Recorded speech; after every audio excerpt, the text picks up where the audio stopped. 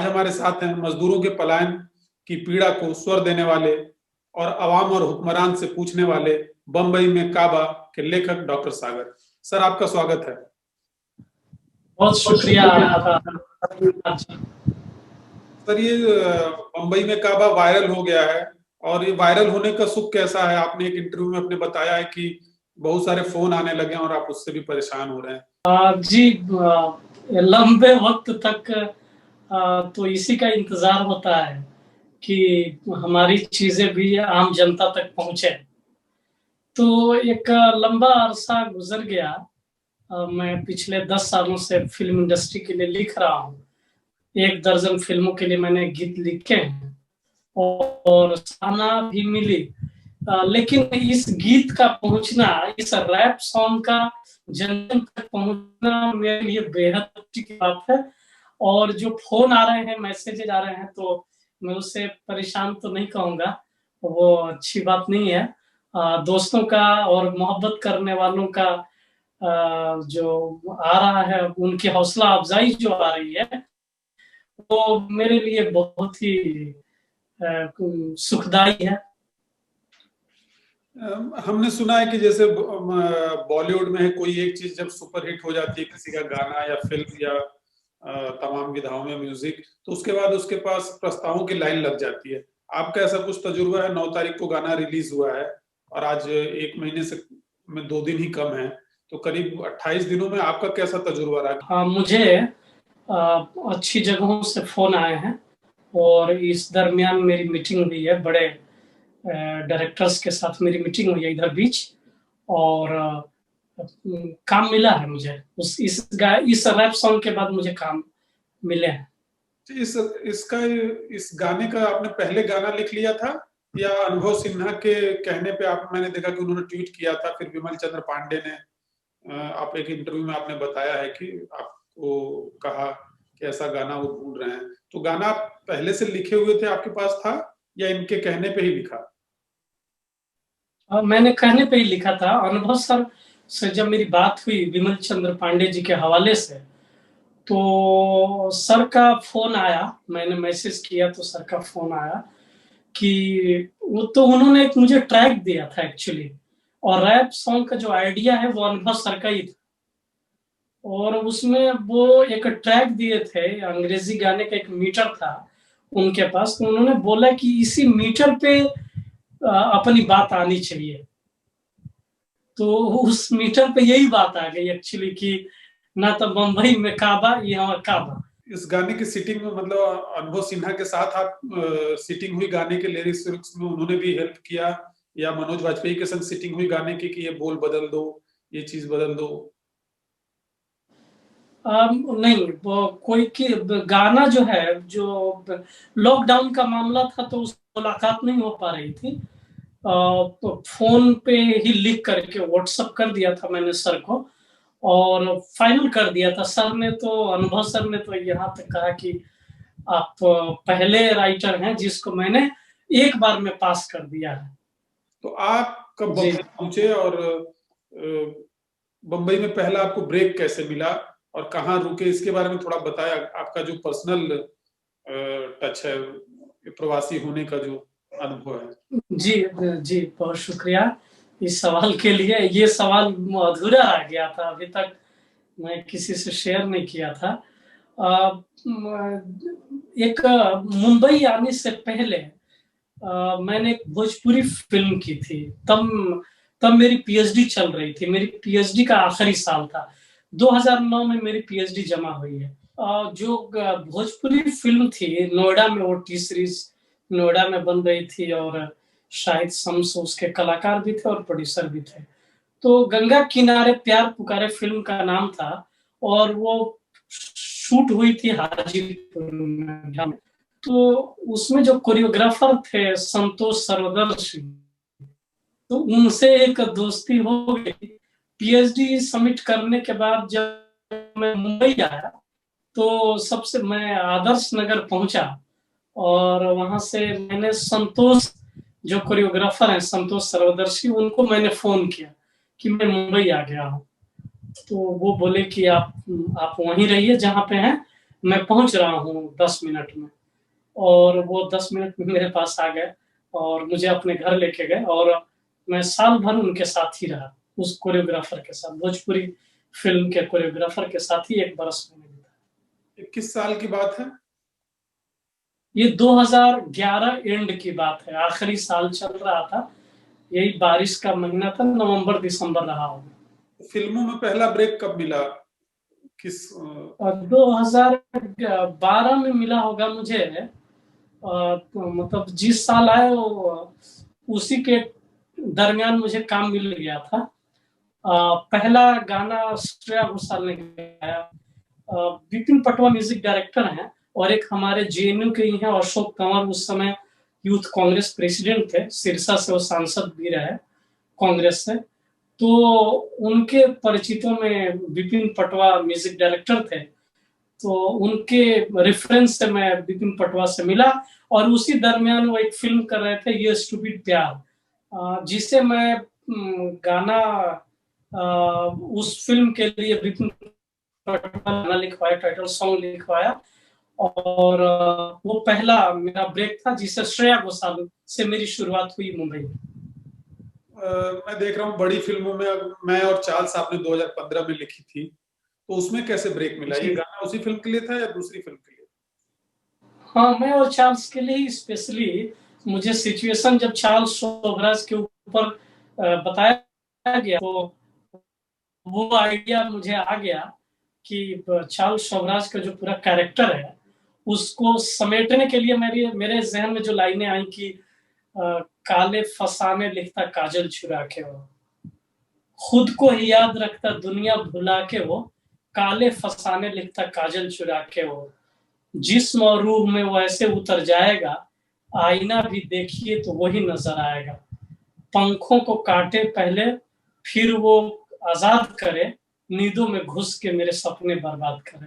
तो विपिन पटवा के साथ मेरी ट्यूनिंग बन गई थी उनके साथ, तो वो मैंने उनके लिए लिखा और वो लेके गए थे। तब भट्ट कैंप में वो फिल्म बन रही थी, तो भट्ट कैंप में वो गाना सेलेक्ट हुआ था, बाद में वो उस कैंप से अलग हो गया तो वो प्रोजेक्ट, और इसीलिए ज्यादा मकबूलियत उस फिल्म को मिली नहीं, मकबूलियत भी नहीं मिली और मेरे गाने को कोई पहचान भी नहीं। ये मैं पूछ रहा था, आपने जेएनयू से पीएचडी किया है, एमए एमफिल पीएचडी की है, तो किस टॉपिक पे पीएचडी की है सर? आपका पीएचडी मेरी क्या था? जी पीएचडी का टॉपिक है समकालीन हिंदी कविता में प्रतिरोध, स्त्री काव्य लेखन के विशेष संदर्भ में।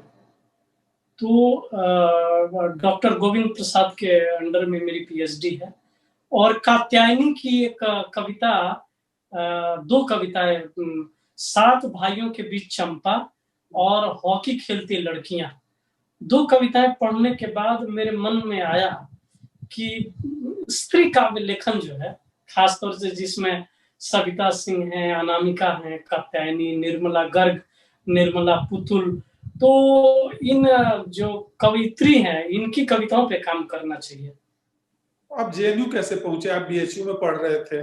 जी, मैं बताना चाहूंगा, खासतौर से मैं ऐसे ही मैं कविताएं सुनाया करता था दोस्तों की महफिल में, उनके कमरे में, तो मैं कविताएं सुना रहा था, और वहाँ एक हमारे सीनियर थे अजय कुमार, जो इस समय बीएचयू के डिप्टी रजिस्ट्रार, तो वो उस समय लॉ कर रहे थे, एलएलएम मेरे ख्याल से कर रहे थे, तो मैं कविताएं सुना रहा था, उन्होंने कहा मुझे फिर से सुनाना, मैंने वो कविता सुनाई, तो वो बोले आप बहुत अच्छी कविताएं लिखते हो और आगे की पढ़ाई तुम्हें आपको जेएनयू से करनी चाहिए। तो मैंने कहा वो तो बहुत महंगी जगह है, दिल्ली है, महंगाई होगी, और वो मैं दिल्ली में कैसे पढ़ पाऊंगा, यहाँ तो मेरे दोस्तों की मदद है तो मैं यहाँ सर्वाइव कर ले रहा हूँ। उन्होंने बताया कि बहुत महंगी जगह नहीं है और यूनिवर्सिटी महंगी नहीं है, और उन्होंने फॉर्म खरीदा, मेरे आर्थिक हालात अच्छे नहीं थे, तो अजय कुमार जी ने जेएनयू का फॉर्म खरीदा, फॉर्म भरा, और फिर एग्जाम मेरा दिलाया, जेएनयू एंट्रेंस बनारस में था और मैं सेलेक्ट हो गया, फिर मैं बनारस से जेएनयू आ गया। तो कैसा तजुर्बा था किसी जेएनयू में आने का, शुरुआत का समय, कि आपको लगा कि हाँ कुछ अलग ही तरह के लोग हैं, अलग ही तरह की यहाँ बातें होती हैं, अलग ही तरह का कल्चर होता है। बिल्कुल, ये सही बात है कि बीएचयू के कल्चर में और जेएनयू के कल्चर में बहुत फ़र्क है। यहाँ की पूरी सोच, और चूँकि दिल्ली है, वो बनारस है, तो दोनों की जो फितरत है, दोनों अलग-अलग है। तो बहुत ही अमेज़िंग जेएनयू आना, वहाँ के लड़के-लड़कियों से मिलना, और पूरा पहनावा और पूरे बात करने का वो अंदाज़, सारी चीज़ें अलग थी। वो रिवॉल्यूशन, वो जुलूस का निकलना, वो धरना, प्रदर्शन, तो वो एकदम अलग ही माहौल था। बीएचयू और जेएनयू में बहुत ही फ़र्क था, बहुत एक्साइटिंग था। तो आप गीतकार बनने का कब तय किया था? आप कब से सोचते थे कि नहीं, मैं फ़िल्म गीतकार बनूँगा? जी, मैं कक्षा 2 से कविताएँ लिख रहा हूँ, और मैं ख़ास तौर से गीत ही लिख रहा हूँ बचपन से ही। मैं जो मेरे आस-पास के सिंगर थे, मेरे साथ पढ़ने वाले, मेरे सीनियर, मेरे जूनियर, जो लड़के-लड़कियाँ थे, वो मेरे लिखे गीत गाते थे। तो मैं गीत ही लिखता था, एक्चुअली कविताएँ कम ही लिखता था। मैं अपने लिए लिखता ही नहीं था, चूँकि मुझे गाना आता नहीं था, तो मैं अपने लिए लिखता नहीं था। मैं दूसरों के लिए लिखता था, जो मेरे मेरे क्लासमेट्स, और चाहे जूनियर हों या सीनियर हों। तो 6वीं 7वीं क्लास में आके काफ़ी मैं मशहूर हो गया था, मतलब मेरे गीत गाए जाते थे और लोग सुनते थे। इवन मेरे पड़ोस के एक और स्कूल था 8वीं तक, जिसके टीचर थे मदीना मास्टर, और वो रेडियो स्टेशन के सिंगर थे, और वो टीचर भी थे। तो वो भी मेरा लिखा गीत गाए थे उस ज़माने में, मतलब जब मैं 7वीं क्लास में था। और वो जब मैं पीएचडी के बाद मैंने अपने गुरुजनों का मैं बड़ा आदर करता हूँ, जिन गुरुजनों ने मुझे आगे बढ़ाया। मसलन मैं कहूँ कि श्री प्रकाश नारायण सिंह और जयप्रकाश नारायण सिंह। जयप्रकाश नारायण सिंह हमारे प्रिंसिपल थे, मैनेजर थे, और हमारे हिंदी के टीचर थे श्री प्रकाश नारायण सिंह, गोपाल सिंह के नाम से उनको जाना जाता, और सत्यदेव पांडे हमारे अंग्रेजी के टीचर थे। तो इन गुरुओं की वजह से मैं आगे बढ़ा। तो मैंने चरण पखारने का एक प्रोग्राम रखा था अपने गांव में, पीएचडी जमा करने के बाद। और वो जो कड़क हमारे टीचर थे गोपाल सिंह, जिनका वहाँ का नाम है, असल नाम श्री प्रकाश नारायण सिंह है।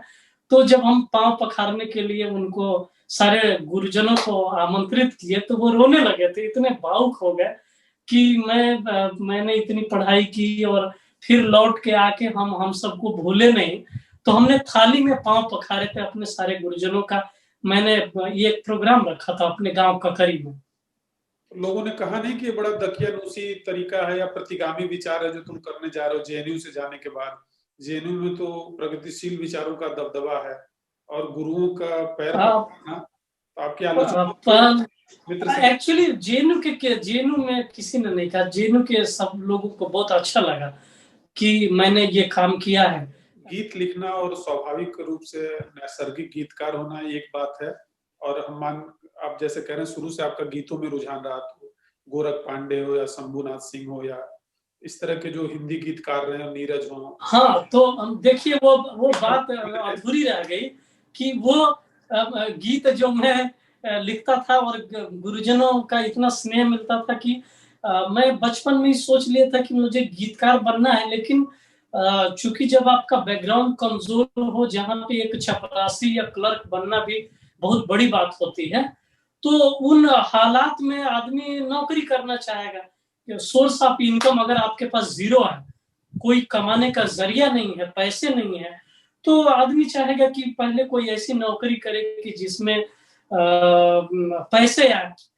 तो मैं सोचता तो था कि गीतकार बनना है, लेकिन वो कोई रास्ता नहीं, मुझे जानकारी थी नहीं कि बॉम्बे में कैसे जाएंगे। और बनारस आकर के थोड़ा सा अच्छे घरों के जो दोस्त बच्चे स्टूडेंट्स हैं, जो दोस्त हैं, वो अच्छी अच्छी फैमिली के आए हुए दोस्त हैं, तो उनसे आर्थिक मदद भी हमारी, मेरे रूममेट आलोक कुमार सिंह थे और वो काफी रिच फैमिली से थे। तो वो जब उनके घर से दाल चावल और सब कुछ आ जाता था, तो खाने पीने का सारा इंतजाम हो जाता था, तो परेशानियां थी नहीं। मेरे रूममेट आलोक कुमार सिंह का तो कहना था कि मतलब सागर भाई हर हाल में जेएनयू का एग्जाम पास करना मेरी इज्जत का सवाल है। तो इस तरह से दोस्तों का मिलना मेरी बहुत बड़ी उपलब्धि है। और फिर जब मैं जेएनयू आता हूँ, जेएनयू आने के बाद एकदम नजरिया चेंज हो जाता है। जैसे हम फिनेंशियली सोचते हैं कि मेरा कैसे खर्च होगा, खर्च कैसे चलेगा मेरा और मेरे परिवार का। एक बड़े परिवार का मैं अकेला कमाने वाला हूँ, 14-15 मेंबरान में के बीच में मैं अकेला आर्थिक उपार्जन जो है वो मुझसे ही होने हैं।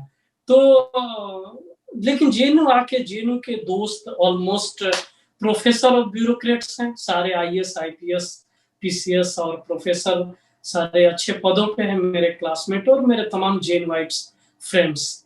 तो उनका बहुत सपोर्ट मिला कि आप मुंबई जाओ और जो भी परेशानियां आएंगी हम देखेंगे, तुम्हें परेशानी नहीं आने देंगे। तो उन दोस्तों की हौसला अफजाई से और हिम्मत बनाने से मैं मुंबई आ गया। और मतलब जेएनयू आके मैंने पूरी तरह से फैसला किया कि मुझे फिल्म इंडस्ट्री में ही जाना है, मुझे किसी नौकरी में नहीं जाना है। तो लेकिन एमए के बाद एमए किया, फिर एमफिल भी किया, पीएचडी भी कर ली, आप करीब 10 साल जेएनयू में रहे, तो ये नहीं लगा कि हम बेवजह पीएचडी कर रहे हैं या एमफिल कर रहे हैं, अब एमए तक पढ़ाई बहुत हो गई, अब चलते हैं बम्बई? आखिर अब मैं पीएचडी तक की पढ़ाई पूरी करने के बाद गए, जब कोई दो कर गया कि एक तो पढ़ाई से लगाव भी था और जेएनयू की कंफर्टेबिलिटी कि आप अच्छे से वहाँ खाना खा के और लाइब्रेरी जा सकते हैं, बहुत सुकून के साथ पढ़ाई कर सकते हैं। तो पढ़ाई में एक जो लगन लगी हुई थी, वहाँ लाइब्रेरी में जाकर के किताबें पढ़ना और उपन्यास बहुत पढ़ गए, उपन्यास और काव्य संग्रह और कहानियां। तो पढ़ने का जो वो कंफर्ट जोन था, उस कंफर्ट जोन से निकलना थोड़ा कठिन है। आपको सुकून से पढ़ने को मिले और खाने को मिले तो छोड़ने में तकलीफ होती है। और एक सिक्योरिटी का भी मामला था, मैं जानता तो था नहीं कि मुंबई जाकर के मुझे काम मिलने लगेगा और पैसे मिलने लगेंगे, ये तो मैं जानता नहीं था। तो मैंने पीएचडी की कि मैं सेफ जोन में रहूं, मैं बिल्कुल अनसेफ मुंबई नहीं आना चाहता था। मेरी पीएचडी रहेगी ताकि मुझे नौकरी भी मिल जाए। कभी आप किसी यूनिवर्सिटी में प्रोफेसरशिप की जॉब मिले तो आप चले जाएंगे? हम जिस साल हमने एमफिल की थी तो हमारी एलिजिबिलिटी थी असिस्टेंट प्रोफेसर बनने की। तो उस दरमियान हमने इंटरव्यू भी दिए थे 1-2 कॉलेज में। मेरे ख्याल से शिवाजी कॉलेज में मैंने इंटरव्यू दिया था और फिर इग्नू के लिए मैंने इग्नू में गेल ओमेट के अंडर में अम्बेडकर चेयर में मैंने 3 महीने तक एडहॉक के तौर पे नौकरी भी की, 3 महीने वहां से। और जो सैलरी मिली एक्चुअली उसी सैलरी से हम मुंबई आए थे, फिर मैंने छोड़ दिया था वहां से करके। आपका पसंदीदा गीतकार कौन है? मेरे पसंदीदा खास तौर से मैं साहिर साहब को ही मानता हूँ। मेरी पीएचडी मैंने साहिर साहब को समर्पित की है। और मैं शैलेंद्र भी मेरे प्रिय हैं, साहिर साहब, शैलेंद्र, मजरूह सुल्तानपुरी, ये तमाम गीतकार हैं जो तमाम लोग हैं, लेकिन साहिर साहब को इसलिए नंबर 1 पे रखता हूँ कि तू जिंदा है। तो साहिर और शैलेंद्र दोनों ही इसलिए प्रिय हैं कि इन काली सदियों के सर से जब रात का आंचल ढलकेगा, जब दुख के बादल पिघलेंगे, जब सुख का सागर छलकेगा, जब अंबर झूम के नाचेगा, जब धरती नगमे गाएगी, वो सुबह कभी तो आएगी, वो सुबह कभी तो आएगी। तो ये गीत हम लोग गाते थे। या तू जिंदा है तो जिंदगी की जीत पर यकीन कर, अगर कहीं है स्वर्ग तो उतार ला जमीन पर, तू जिंदा है तू जिंदा है। तो इन प्रोग्रेसिव गीतों को हम गाते हुए पढ़ते लिखते रहे तो इनसे ज्यादा मोहब्बत है अपने को। चाहे मजरूह साहब का सुतूने दार पर रखते चलो सरों के चराग, जहां तलक के सितम की सियाह रात चले।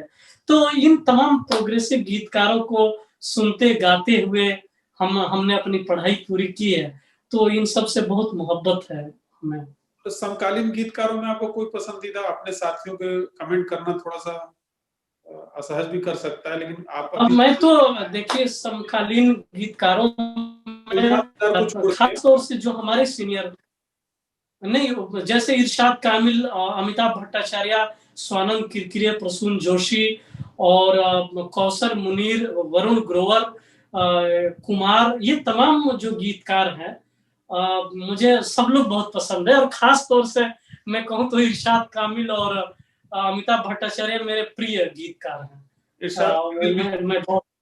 इरशाद कामिल तो खुद वो हिंदी साहित्य में पीएचडी हैं और उनका गजब का है, मतलब साहित्य को बहुत ढंग से वो लाए। और अमिताभ भट्टाचार्य क्या है कि सब पे उनका बैलेंस है। वो क्लास में भी अगर आते हैं, जैसे लुटेरा के गाने हैं, हवा के झोंके आज मौसमों से रूठ गए, गुलों की शोखी आके भौरे आज लूट गए, संवार लूं। या इरशाद कामिल के तो तमाम गीत आप देखे हैं कि मांगा जो मेरा है जाता क्या तेरा है, मैंने कौन सी तुमसे जन्नत मांग ली। तो जो पोएट्री को स्टेब्लिश किया है इन लोगों ने, वो बहुत कमाल है। और मैं खास तौर से मैं कहूँगा कि अभी जो लोग लिख रहे हैं, जिसमें पुनीत शर्मा हैं और राजशेखर हैं, ये लोग ये साथी हैं, बहुत सारे लोग हैं जिनका नाम बाय द वे किसी का नहीं याद आ रहा होगा, तो लेकिन बहुत सारे लोग हैं जो लिख रहे हैं, अच्छा कर रहे हैं, और मैं भी इसी सर्कल में हूँ। संगीतकारों में आपका मौजूदा जो संगीतकार हैं, उनमें से आप कई बड़े संगीतकारों के संग तो काम कर चुके हैं, लेकिन कौन आपका पसंदीदा और किसके संग आपकी काम करने की ख्वाहिश है, चाहत है कि इनके संग मैं काम करूं? तमाम लोग अच्छा कर रहे हैं, जिसमें खास तौर से विपिन पटवा के साथ मैंने ज्यादा काम किया है और उनकी धुनें मुझे बेहद पसंद है।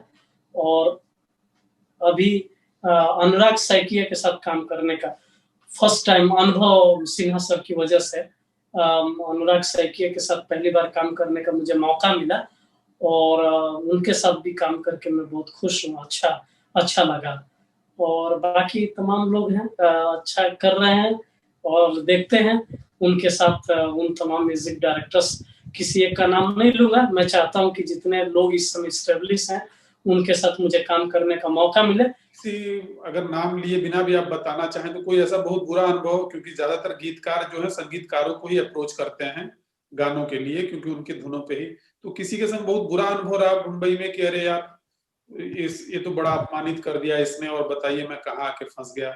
आप ऐसा कोई तजुर्बा है पिछले 11 से लेके 20 सालों में, अगर कोई ऐसा हो जो आपके जहन में बार बार कौन था? सच मेरा कोई ऐसा बुरा अनुभव नहीं है। मेरा जो लेखन है उसको शुरू में जब मैं आया यहाँ 2011 में, तो मैंने जहां भी सुनाया लोगों ने मेरी हौसला अफजाई की और किसी ने मुझे ऐसा नहीं कहा कि मतलब कुछ कंपटीटरों ने ही कहा होगा, म्यूजिक डायरेक्टरों ने कभी नहीं कहा, गीता वालों ने ही कुछ कहा कि अरे यार आप पीएचडी किए हैं, आपको प्रोफेसर होना चाहिए, कहाँ इधर आ गए। तो कुछ लोगों को बोला, लेकिन ऐसा कोई मैं दुखी नहीं हुआ इन चीजों से, क्योंकि म्यूजिक डायरेक्टर जो थे या डायरेक्टर थे जिनको भी मैंने गीत सुनाए उनको मेरे लिखे गीत अच्छे लगे थे, तो मेरा कोई ऐसा कड़वा अनुभव नहीं है कि ये तुम क्या फालतू लिख के आए। तो आपका ये गाना बम्बई में काबा हिट हो गया है, सुपर हिट हो गया है, तो क्या आप भोजपुरी राइटिंग में और ज्यादा फोकस करेंगे, कुछ आगे लिख रहे हैं भोजपुरी में?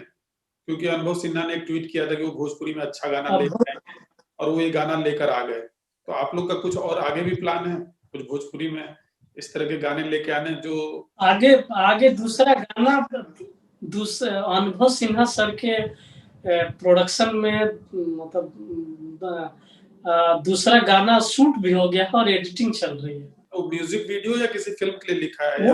वो रोमांटिक सॉन्ग है, तो यानी नहीं ऐसे ही जैसे सोलो आया था रैप सॉन्ग, उसी तरह से सोलो रोमांटिक सॉन्ग आ रहा है। तो ये कब तक आएगा? आ जाना चाहिए 10 दिन के भीतर।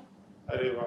तो ये भोजपुरी में अश्लीलता पे बड़ी बहस चलती है, आपको क्या लगता है? आप भोजपुरी में गीत चूंकि बहुत कम उम्र से लिखते रहे हैं और भोजपुरी में बहुत सारे जो यशस्वी गीतकार रहे हैं उनको आप उद्धृत करते रहे हैं, आपको क्या लगता है कि भोजपुरी में अश्लीलता की क्या वजह है? इतनी ज्यादा अश्लील प्राथमिकता क्यों भोजपुरी के गानों में है, जो प्रचलित गाने हैं?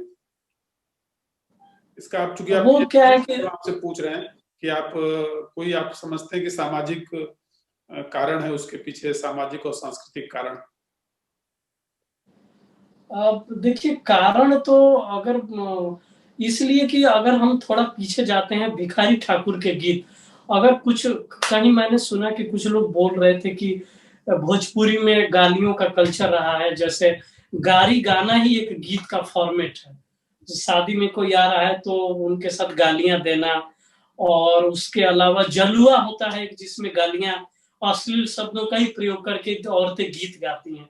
जब दूल्हे की तरफ से जब बारात निकल जाती है, तो जो दूल्हा पक्ष की जो औरतें हैं अब उस गांव में, वो मिलकर के एक जलुआ नाम का एक एक एक विधा है, जलुआ विधा है गीत का, और जिसमें औरतें गीत सब अश्लील होते हैं, निहायत ही अश्लील होते हैं।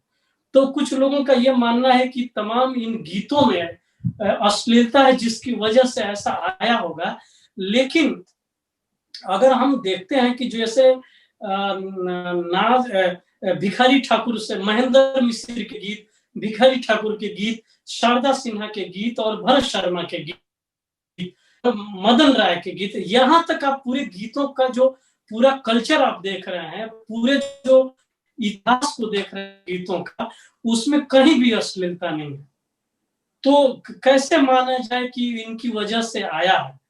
क्योंकि बिल्कुल शारदा सिन्हा जब तक गाती हैं तब तक धूम मची रहती है उनकी। आप उस दौर में सुने होंगे शारदा सिन्हा के गीत और भरत शर्मा के गीत, जहाँ की क्लासिकल पोएट्री है, जिनके जिनके भगवती प्रसाद द्विवेदी के गीत हैं, उसके बाद तारकेश्वर मिश्र राही के गीत हैं।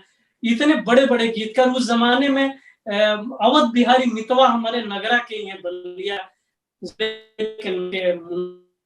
स्टेट वो बलिया के, और इतने शानदार गीतकार कि मैं कहूंगा कि तारकेश्वर मिश्र राही और अवध बिहारी मितवा, ये लोग जो बिरहा और लोकगीत लिखे हैं, मतलब एक तरह से कहा जाए तो गीतों में वो मेरे गुरु हैं। वो लोग जिनको इतने साफ सुथरे गीत हैं उनके, कि उन गीतों की वजह से हमने भी भोजपुरी गीतों में वो जो प्रतीक और बिंब जो ढंग से आते हैं, जिसको लोग आज एप्रिशिएट कर रहे हैं, तो हमारी जड़ें वहां पे है। तो फिर कैसे माना जाए, वजह समझ में नहीं आता है। और ये जहां से शुरू होते हैं, ये तमाम सिंगर जहां से शुरुआत होती है, और ये जो जमाना शुरू होता है, मनोज तिवारी और पवन सिंह और निरहुआ और खेसारी, ये तमाम जो सिंगर की शुरुआत होती है, इन लोगों की शुरुआत तो अच्छी होती है, लेकिन आगे चल करके वो एकदम कुछ उसमें अश्लीलता भरे शब्द आते हैं, और वो उनके व्यूज बहुत ज्यादा बढ़ जाते हैं। आपको कभी ऐसा ऑफर नहीं आया कि इन भोजपुरी फिल्मों में लिखने के लिए आपके कभी किसी ने कहा हो कि तुम भी लिख दो, चूंकि आप भोजपुरी बड़े पसंद करते हैं भोजपुरी? मैंने 2 भोजपुरी फिल्मों के लिए गीत लिखा है, गंगा किनारे प्यार पुकारे, और उसके बाद एक फिल्म थी लक्ष्मण रेखा।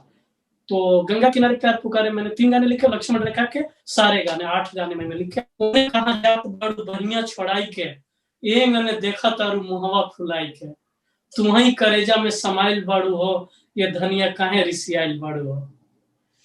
तो फिर वो कहती है कि फीमेल पार्ट है कि छोड़ी मोरा बाही अब ढेर दुलराई ना, हटी होने फरका की लगे मोरा आई ना, इतना कुबेर कके आओ तनी जी, ये बलम रउआ बहुते सताओ तनी जी। तो मेरे गीत इसी शक्ल में आए हैं। चाहे गौवा के पूरब में फूटल किरनिया, होला सुहावन बिहान रे, मोरे गौवा के जागल किसान रे। तो मेरे गीत ऐसे ही रहे। कुछ ऐसे शब्दों के इस्तेमाल के लिए भी ऑफर आए मेरे पास, लेकिन मैंने मना कर दिया। आपका ये जो नया गाना आने वाला, क्या उसका मुखड़ा उखड़ा अभी रिवील किया है, या आप बता सकेंगे, या वो अभी सीक्रेट है, गाने के साथ ही आएगा?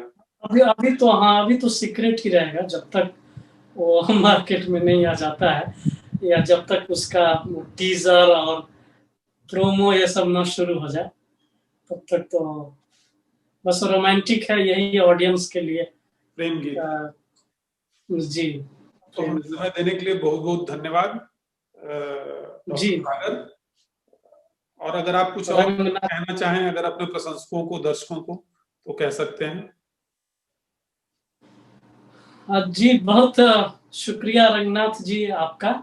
आपने यहाँ बुलाया, और साथ ही मैं तमाम मेरे जो श्रोता हैं, जो मुझे देखेंगे, सुनेंगे, सुन रहे हैं, इतनी मोहब्बत मुझे मिली बम्बई में काबा के लिए, तो इतना प्यार देने के लिए मैं सबको प्रणाम करता हूँ। और मैं चाहता हूँ कि मेरा जो आने वाला गीत है, खास तौर से एक रोमांटिक है, और जिसमें मेल जो है फीमेल से, अपनी हीरोइन से कुछ कहता है, और वो कहता है तो मैं चाहता हूं कि पूरे जमाने में ये गीत फैल जाए, और हर रोमांस करने वाला, प्यार करने वाला अपने महबूब से मेरे गीत को गा के इजहार करे। बस यही कहना चाहूंगा। और तमाम रंगनाथ जी आपका प्रणाम, और तमाम श्रोताओं को सादर प्रणाम मेरी तरफ से।